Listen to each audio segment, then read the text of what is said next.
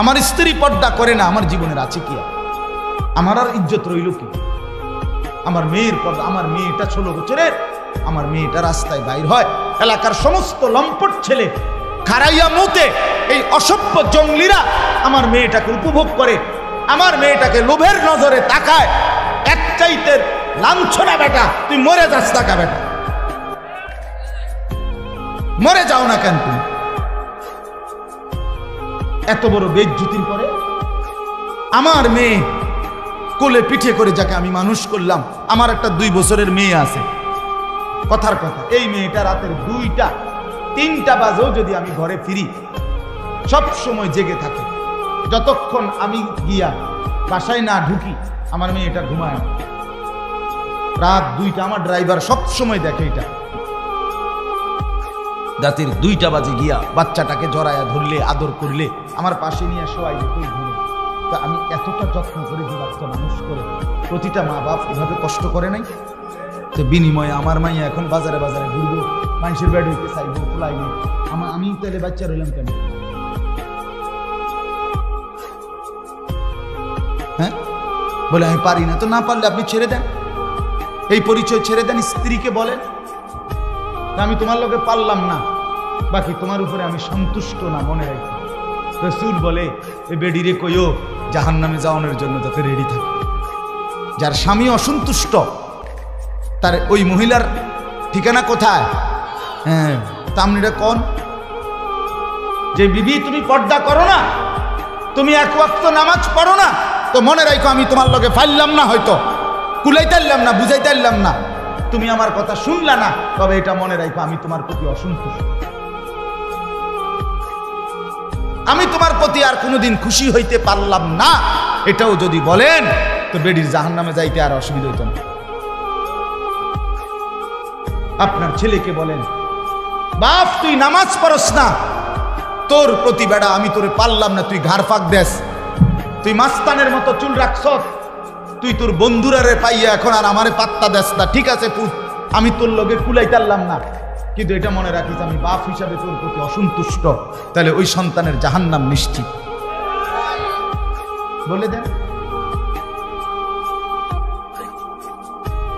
এক বয়সী একসাথে বসলে ফায়দা হবে না দোস্ত, এটা ফাইজলামির জায়গা না, সাবধান। দুষ্টমি করলে তুমি বাইরে গিয়ে দুষ্টামি করো, আমার কোনো আপত্তি নেই, তুমি বাইরে পাও আলগি দিয়া হতো, আমার সমস্যা নেই, যা ইচ্ছা তাই করো, কোনো আপত্তি, কিন্তু চোখের সামনে ব্যত্যমিজি করা যাবে না, এটা আমি কোনোভাবেই মেনে। আমাদের যথোপযুক্ত আন্তরিকতা যতক্ষণ না হবে, যত বছরে না হবে, আপনার দিলে যদি আল্লাহর কথার প্রতি আন্তরিকতা না আসে, 100 বছর না 1 লক্ষ বছর শুনলেও আপনার কোনো পরিবর্তন হবে।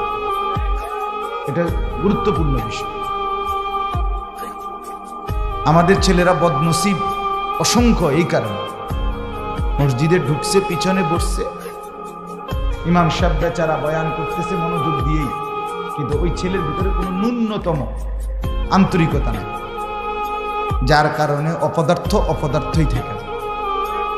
যেমন ঢুকছে বছরের পর বছর এমনই বের হয়, কোনো পরিবর্তন, চলা ফেরা উঠা বসা, এটা কারণ। প্রথম কাতারে বসছে মুরব্বী, আজকে 60 বছর বয়স, 40 বছর ধরে ওয়াজ শুনে, জুমার বয়ান শুনে, কিন্তু পরিবর্তন নেই। কেন? হয় দেখবেন বসে বসে জিমায়, আর নাই তো দিলের ভিতরে আছে যে হুজুররা এডি ধরে কুলান যেত, যার কারণে 60 বছর বয়সেও বিড়ি খাওয়ার বদ অভ্যাস ছুটে না। অথচ এত বয়স্ক লোক বিড়ি সিগারেট খাওয়ার কথা না, কারণ ওনার হায়াত অনেক দিন হয়ে গেছে, উনি কবরের কথা মনে করা উচিত। এত বয়স্ক লোক চা দোকানে টেলিভিশন দেখার কথা না, কিন্তু মূল কারণ হলো কোনো কথাই কোনোদিন আন্তরিকতা নিয়ে, গ্রহণ করার মানসিকতা নিয়ে শুনে না, সময় পার করছে, শুধু বসে ছিল, না পারত। নাই তো আন্তরিকতা যার মধ্যে আছে, জওয়ান কিংবা বুড়ো, কসম আল্লাহ কোরআন তার জিন্দেগি বদলায় না। তার কথাবার্তা, চলাফেরা, উঠা বসা, আচার আচরণ, লেনদেন ধীরে ধীরে বদলায়। একদিনে আমি বলি না একদিনে আব্দুল কাদের জিলানী হবে না, একদিনেই বাইজিদ বোস্তামি হবে না, উনি নিজেও একদিনে হয় না। আব্দুল কাদের জিলানী রহমতুল্লাহ আলাইহি একদিনে হয়েছে না, তো আপনি হবেন কেন?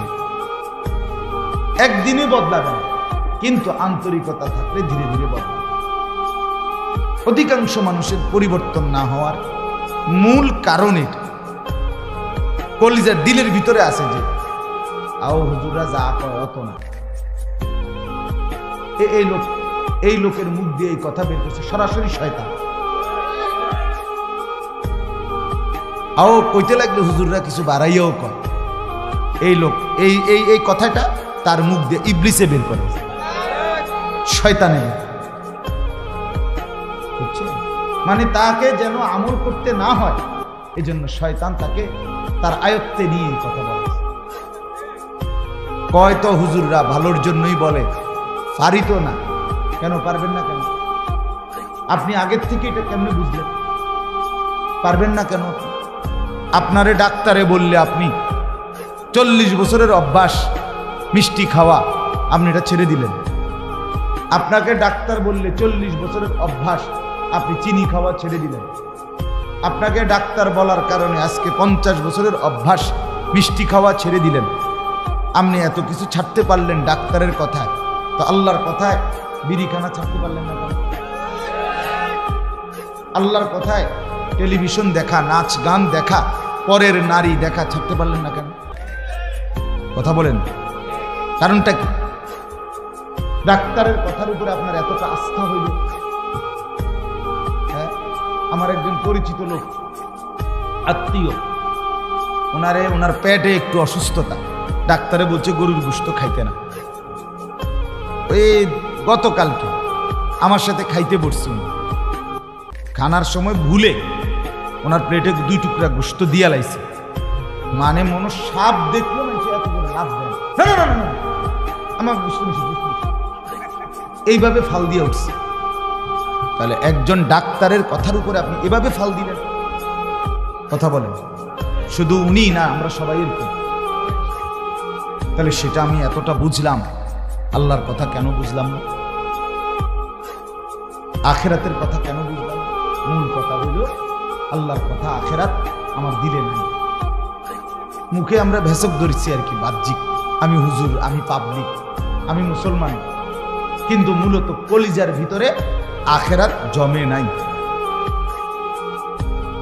এই জন্য ছেলেদেরকে বলি, বাপ দয়া করে এই যাদের হাতে মোবাইল আছে, তোমরাও ভাই এই মোবাইলটা নামায় ভালো হবে। আমি বলব বাবা আপনারা নামায় ফেল, এমনি শুনেন, চেহারার দিকে তাকায় থাকেন, দেখবেন ভালো হবে। ওলামায়ে কেরামের চেহারার দিকে তাকাইয়া সরাসরি আন্তরিকতা নিয়ে কথা শুনলে আল্লাহর কসম খুব অল্প সময়ের ভিতরে মানুষের পরিবর্তন। আপনি আপনার মসজিদের ইমাম সাহেবের বয়ান ওনার দিকে তাকাইয়া থেকে শুনলেন, 6 মাসের ভিতরে আপনার চলাফেরার মধ্যে পরিবর্তন আসবে। আমি পরীক্ষিত বলব, শর্ত হলো তাকাইয়া শুনলেন।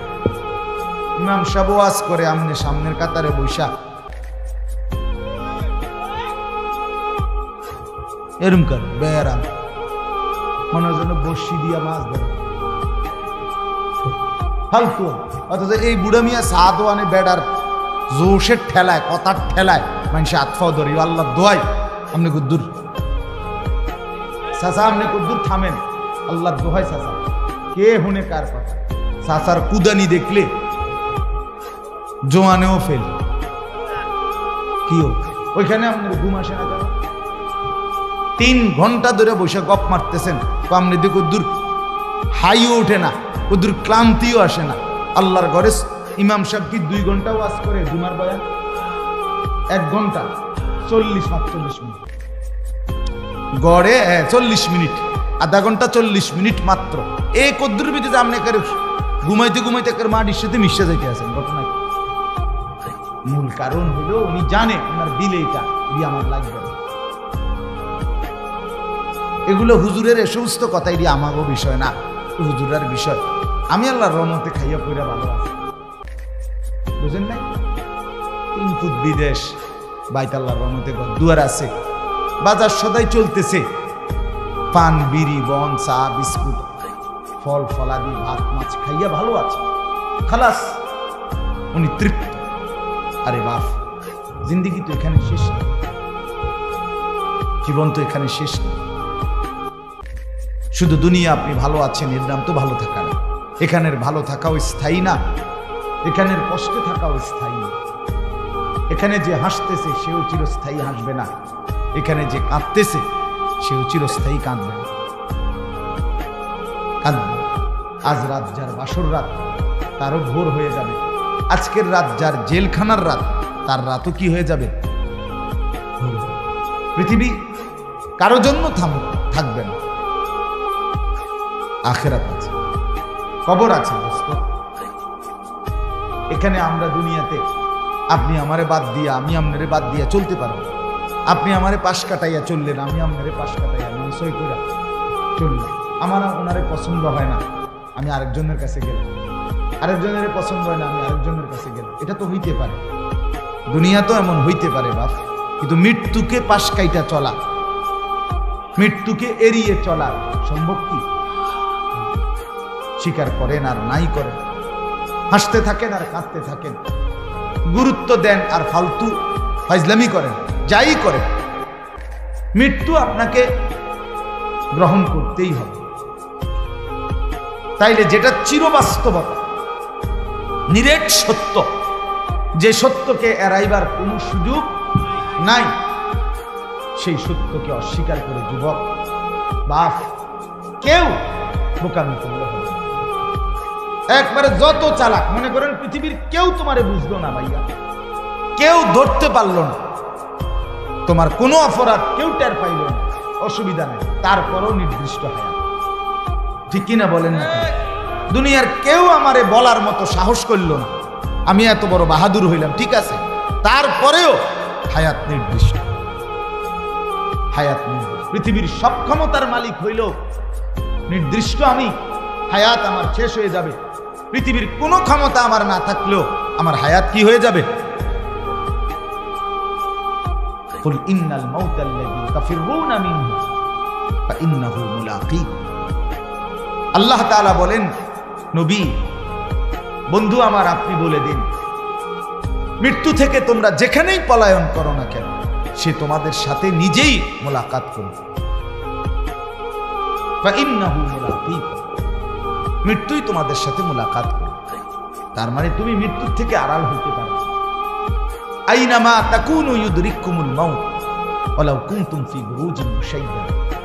আল্লাহ বলে, যদি তুমি এমন একটা দালান বানাও, যেই দালান অনেক উঁচা, অনেক উঁচা, কেউ এটা ডিঙ্গাইতে পারবে না, যেই দালানের চারদিকে এবং উপরে কোনো দিকে একটা ছিদ্র নাই, একটা পিঁপড়া ঢুকার জায়গা নাই, রব্বুল আলামিন বলে সেই নিশ্ছিদ্র সুউচ্চ দেওয়ালের বেষ্টনী ভেদ করেই মালাকুল মউত, মৃত্যু তোমাকে নিয়ে আসবে।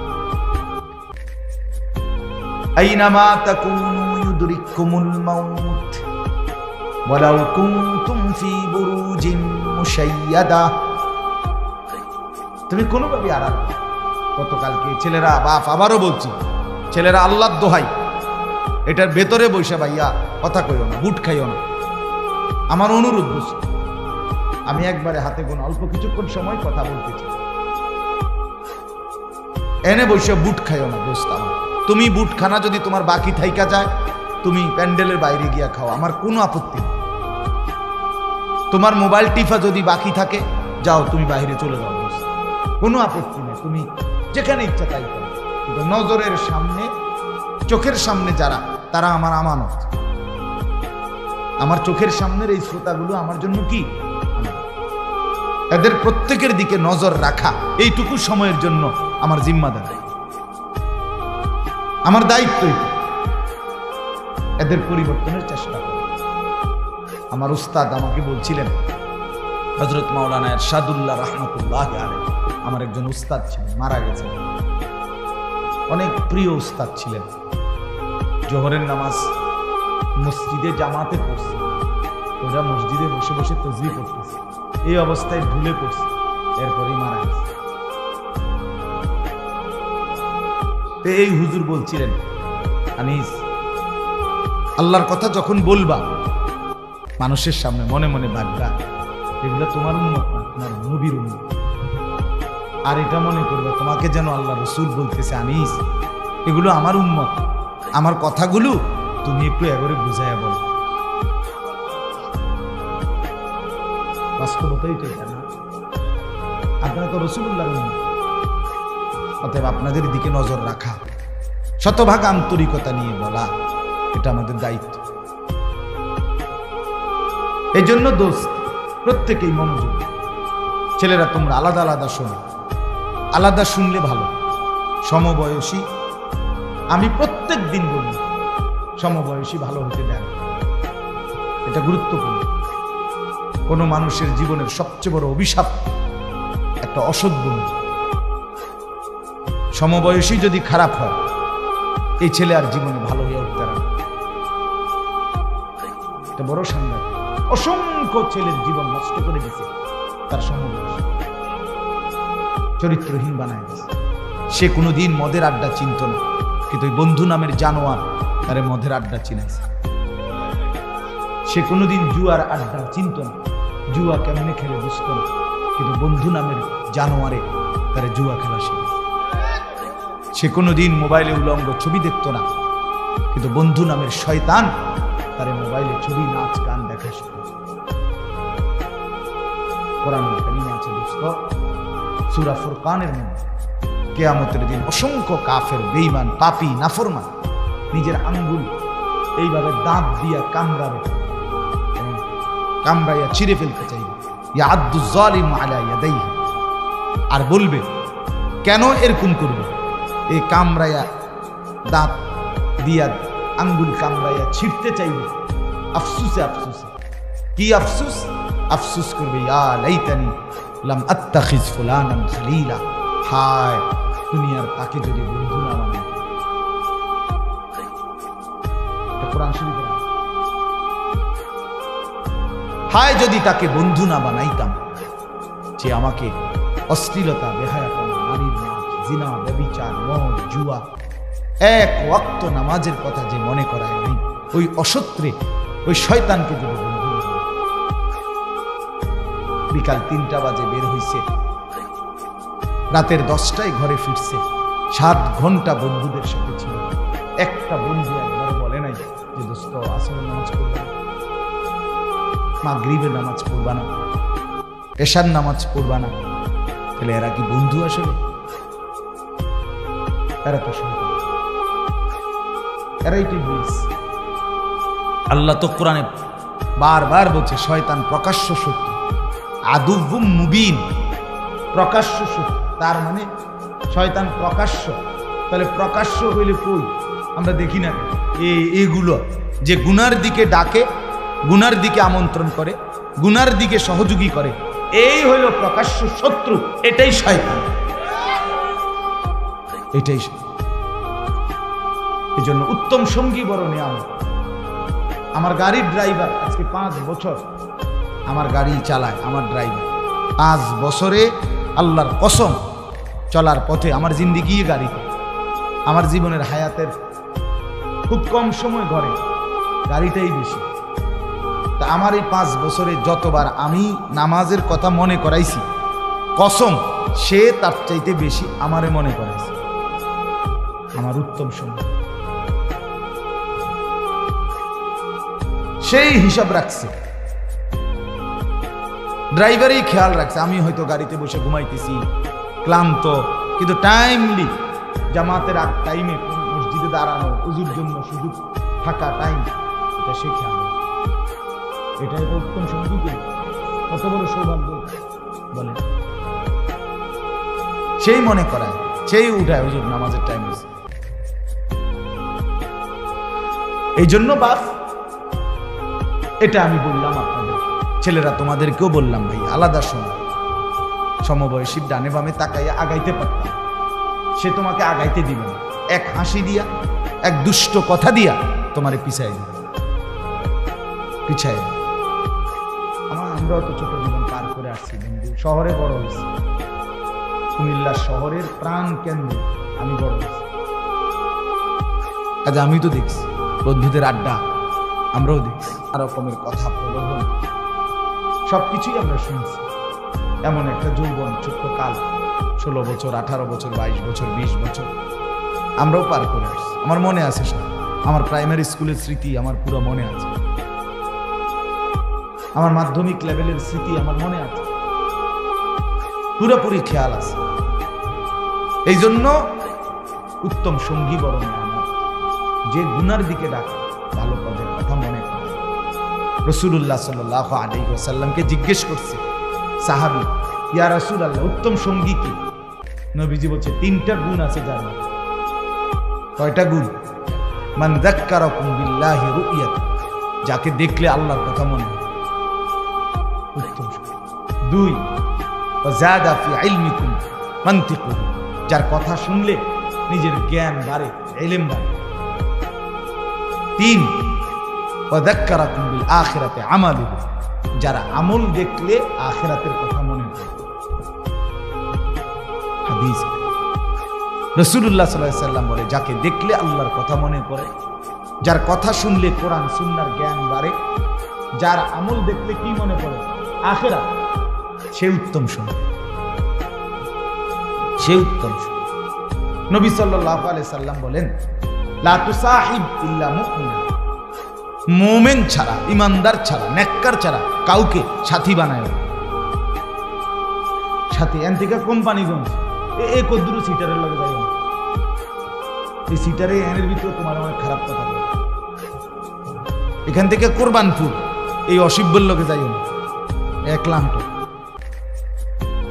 1 লাখ হয় তোমারে বলবে দোস্ত আইডিয়ার জন্য, জানার জন্য তো বেটা বিড়ির ভিতরে কি চাই, কমপক্ষে জিনিসটা তো কমপক্ষে তো জ্ঞান থাকা দরকার, এই হিসাবে একটা টান দিয়েছে। মূলত তারে এটা শয়তানে করেছে, কথা বুঝেন না? এই তারে ফান্দে ফেলে দিল। এই জন্য অনেক বড় বিষয়। আজকে যারা বাবা মা আছেন আপনারা বুঝতেছেন না, আপনারা মনে করতেছেন কিছু টাকা দিতে পারলে, আর মারা মনে করতেছে কিছু রান্না বান্না করে দিলেই সন্তান মানুষ হবে। না রে বাপ, মাঝপথে অনেক শয়তান তারে নষ্ট করে দেয়। চলার পথে রাতে দিনে বিকালে সকালে বাপটা চায় ওরে যদি আমি সামনাসামনি করি আলগা, আমাদের ছেলেরা এখন বড় মোবাইল দিয়ে কি করে আমরা চিৎকার করে কান্দি, এমনি কম যাইত না কথা মাইক দিয়ে। জঘন্যতা কোথায় আপনারা জানেন না, নিকৃষ্টতা কোথায় গিয়ে পৌঁছছে আপনারা জানেন।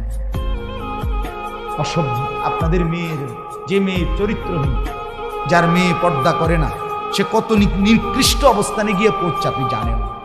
কুত্তা বিলাই ফেল। যে ছেলে নামাজ পড়ে না 1 ওয়াক্ত, এই জানোয়ার বহুত আগে জানোয়ারের ক্যাটাগরি পার হয়ে গেছে,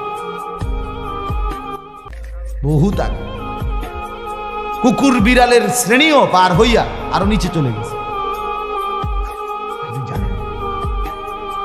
চেহারা দেখেন, বেনামাজি সন্তানের চুলের কোনো হদিস নাই, চেহারার কোনো হদিস নাই, শার্ট প্যান্টের কোনো হদিস নাই, যেখানে মুতে ধরে এখানে পেশাব করে দিতেছে, পেশাব করে কোনো পানি নেয় না, হাসে কি লেগে তাও কই তারা না, হাঁটে কেন, এতক্ষণ ঘুরতেছে কেন, প্রতিবন্ধী, মানসিক প্রতিবন্ধী, পাগল, তার সিরা।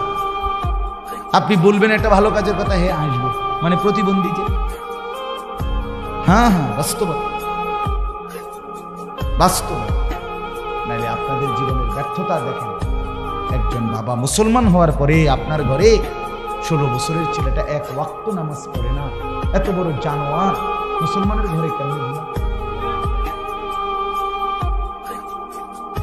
কথা কন না কেন? 365 দিনে 1 বছর, 1 বছরে কোনোদিন আপনার 18 বছরের ছেলেটা মেয়েটা কোনোদিন ফজরের নামাজ কি জিনিস সেটা জানেন? ফজরের নামাজ যে কখন পড়ে এটাই জানে না এত বড় অসভ্য জানোয়ার মুসলমানের ঘরে ঘুমায় কেন?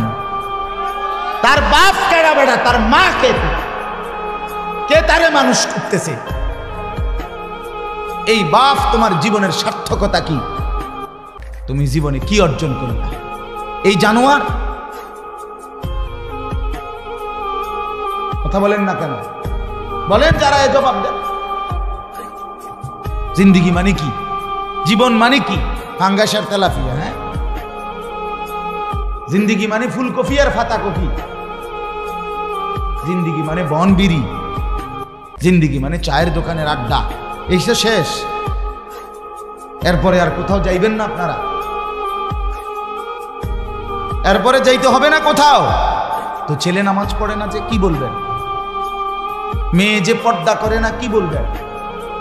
স্ত্রী যে খোলামেলা রাস্তার পাশে, মহিলা খালের পারে রাস্তার পারে বেড়ইতে আইয়ে যায়, এখানে গোসল করে খোলামেলা, এই বেপর্দা, এই বেহায়া, এই নির্লজ্জা মহিলা, এ বেডির ব্যাপারে আপনি স্বামী কি বলবেন? কথা বলেন না কেন? কি বলবেন? কি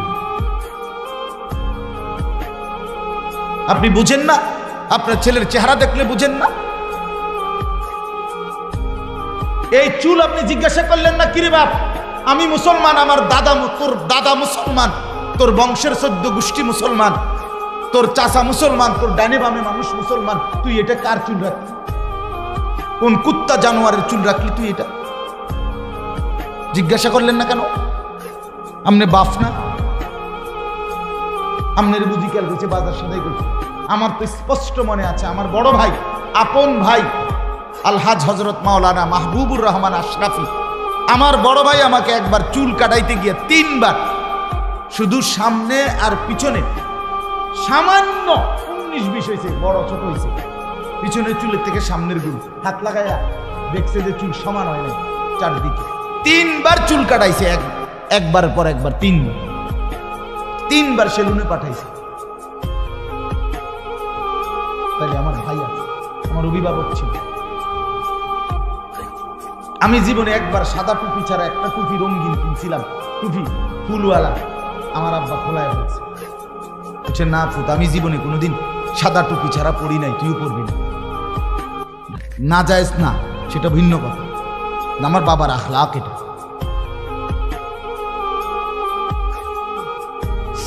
আজকে আপনারা টোটালি 12 বছর 14 বছরের ছেলেগুলো লাওয়ারিস। কোন মা বাপ থাকলে এরকম হওয়ার কথা না। অভিভাবক যদি নজর রাখতো, মা বাপ পাগল হইয়া কাঁদতো, পাগল হইয়া মাটিতে গইরাইয়া কান্দার কথা, হায় আমার ছেলে 1 ওয়াক্ত নামাজ পড়ে না, আমার জীবনের আছে কি? আমার স্ত্রী পর্দা করে না, আমার জীবনের আছে কি? আমার আর ইজ্জত রইল কি? আমার মেয়ের পর্দা, আমার মেয়েটা 16 বছরের, আমার মেয়েটা রাস্তায় বাইর হয়, এলাকার সমস্ত লম্পট ছেলে খারাইয়া মুতে, এই অসভ্য জঙ্গলিরা আমার মেয়েটাকে উপভোগ করে, আমার মেয়েটাকে লোভের নজরে তাকায়। এক চাইতে লাঞ্ছনা বেটা, তুই মরে যাস টাকা বেটা, মরে যাও না কেন তুমি? এত বড় বেইজ্জতির পরে আমার মেয়ে কোলে পিঠে করে, যাকে আমি মানুষ করলাম, আমার একটা 2 বছরের মেয়ে আছে, কথার কথা, এই মেয়েটা রাতের 2টা 3টা বাজেও যদি আমি ঘরে ফিরি, সব সময় জেগে থাকি, যতক্ষণ আমি গিয়া বাসায় না ঢুকি আমার মেয়েটা ঘুমায় না। রাত 2টা, আমার ড্রাইভার সব সময় দেখে এটা, রাতের 2টা বাজে গিয়া বাচ্চাটাকে জড়ায়া ধরলে, আদর করলে, আমার পাশে নিয়ে শোয়াইলে তুই ঘুরে। তা আমি এতটা যত্ন করে যে বাচ্চা মানুষ করে, প্রতিটা মা বাপ এভাবে কষ্ট করে নাই? তো বিনিময়ে আমার মাইয়া এখন বাজারে বাজারে ঘুরবো, মানুষের বেড হইতে চাইবো, খোলাই নেই, আমি তাহলে বাচ্চা রইলাম কেন? হ্যাঁ, বলে আমি পারি না। তো না পারলে আপনি ছেড়ে দেন, এই পরিচয় ছেড়ে দেন, স্ত্রীকে বলেন আমি তোমার লোকে পারলাম না, বাকি তোমার উপরে আমি সন্তুষ্ট না, মনে রাখি। রসুল বলে এই বেডিরে কইও জাহান্নামে যাওয়ানোর জন্য যাতে রেডি থাকে। যার স্বামী অসন্তুষ্ট, তার ওই মহিলার ঠিকানা কোথায়? হ্যাঁ, তা আপনি এটা কোন যে বিবি তুমি পর্দা করো না, তুমি এক ওয়াক্ত নামাজ পড়ো না, তো মনে রাখো আমি তোমার লগে ফাইলাম না, হয়তো কুলাইতাইলাম না, বুঝাইতাইলাম না, তুমি আমার কথা শুনলা না, তবে এটা মনে রাখো আমি তোমার প্রতি অসন্তুষ্ট, আমি তোমার প্রতি আর কোনোদিন খুশি হইতে পারলাম না, এটাও যদি বলেন তো বেডির জাহান্নামে যাইতে আর অসুবিধা হইত না। আপনার ছেলেকে বলেন, বাপ তুই নামাজ পড়স না, তোর প্রতি বেড়া আমি তোরে পারলাম না, তুই ঘাড় ফাঁক দেস, তুই মাস্তানের মতো চুল রাখছ, তুই তোর বন্ধুরারে পাইয়া এখন আর আমারে পাত্তা দেস না, ঠিক আছে পুত, আমি তোর লগে কুলাইতারলাম না, কিন্তু এটা মনে রাখিস আমি বাপ হিসাবে তোর প্রতি অসন্তুষ্ট, তাহলে ওই সন্তানের জাহান্নাম নিশ্চিত। বলে দে, বলে দে। ওরে ভাই সবাই তাকাইলে হইতো না, এনে বসে বাহিরে আরো চিল্লা চিল্লা, কোনো অসুবিধা নাই, এগুলো গুছাইতে সব গুছাইলে রাত শেষ হয়ে যাবে। আমি এগুলো নিয়ে টেনশন করি, আমার শুধু টার্গেট আমার নজরের সামনে যে বইছে সে তারে বাহিরে কে ঠ্যাঙ্গালগি দিছে না মাতালগি দিছে তা আমার দেখা দরকার। কথা বুঝেন না? সব লইয়া তুলান যেত না, কথা বুঝছেন নি? আমার সব গুছাইয়া ফারন যেত না। আমি এই জন্য এটা হিসাব বুঝি, আমি 10,000 5,000 বুঝি না, আমি বুঝি আল্লাহর কথা বলতে পারছি, একজন হোক 1000 জন। আল্লাহ আমাদেরকে তৌফিক দান করে। তো এই জন্য বাপ আমার, বন্ধু আমার কথা শক্ত হইলে মাফ করে দিয়ে আমি আপনাদের কাছে অনুরোধ করলাম, আপনারা ভাবতে শিখুন। আপনি গ্রামের মানুষ, সাধারণ মানুষ, সহজ সরল মানুষ, এই সমস্ত কথা বললে হবে না চাচা, কবরে এসব বললে হবে? তো এগুলো আমার দ্বারে কইয়া কি লাভ? আমি কি আপনার হিসাব নিব? আপনি কি আমার হিসাব নিবেন? আপনি আমার কাছে ঠেকানা, আমিও আপনার কাছে কিনা। বয়ান শেষে আমি আমার ফতে ক্যান্টনমেন্ট, আপনি আপনার ফতে আপনার ঘরে। যুবক তোমরাও তোমার ঘরে, আমি আমার ঘরে, কোনো অসুবিধা। তোমার কাছে আমি আটকাবো না, আমার কাছেও তুমি আটকাইতা না, কোনো অসুবিধা নাই দোস্ত, সমস্যা নাই। তোমার রাত তোমার, আমার রাত আমার, আখিরাতে আটকাই দেবে, আখিরাতে আটকাই দেবে, কোনো সন্দেহ নেই।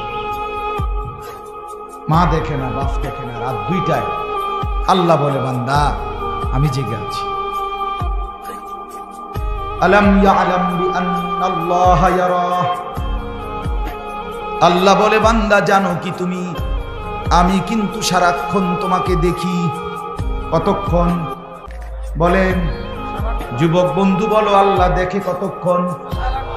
রব্বুল আলামিন বলে বান্দা রাত 2টা বাজে, ডানে বামে সব দিকে তাকিয়ে তুমি দেখলা মা ঘুমায় গেছে, বাপ ঘুমায় গেছে, পাড়া পড়শি কেউ জেগে নাই, সব ঘুমিয়েছে মনে করে তুমি ল্যাফ কম্বলের নিচে সারা রাত উলঙ্গ ছবি আর নর্তকীর নাচ মোবাইলে দেখতেছ। তুমি ভেবেছো বন্ধু কেউ দেখে নাই। আরশে আজিম থেকে আল্লাহ বলে আনিস আমি কিন্তু জেগে আছি, আমি দেখছি, আমি কিন্তু দেখছি, আমি কিন্তু জেগে আছি, হিসাব কিন্তু আমি নেব। হিসাব তোর মসজিদের হুজুর নেবে না, আমি আল্লাহ নেব।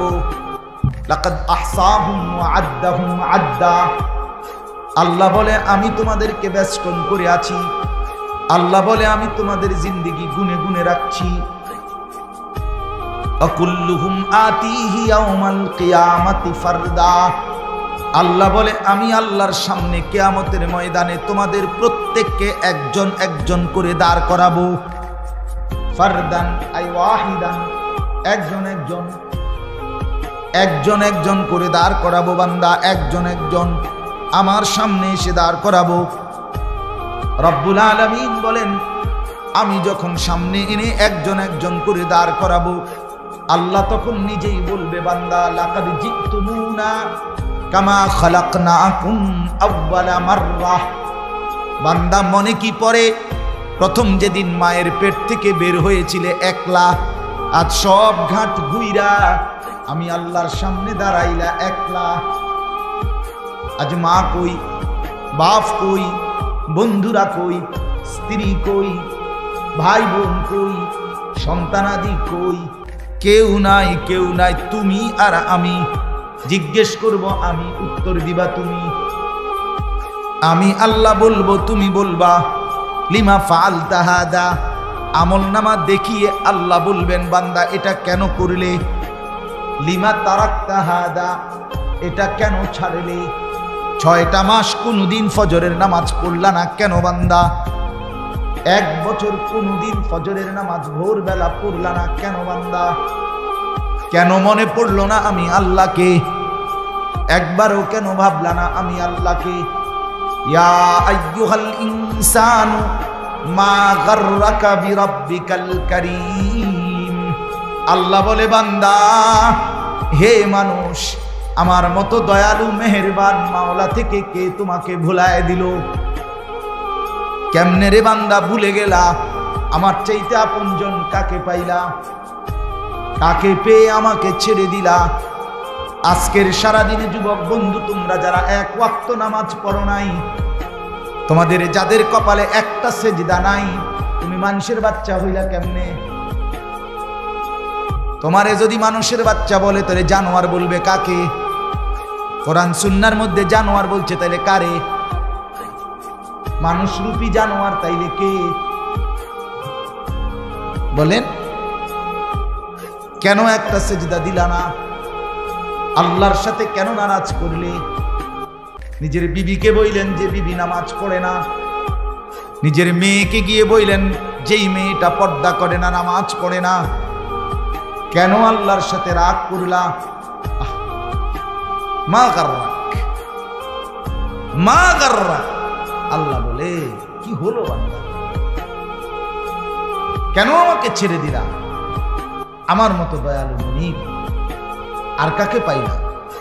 কেন ছেড়ে দিলা? এই জন্য দোস্ত আমার, বন্ধু আমার, বাপ আমার, রাত অনেক গভীর।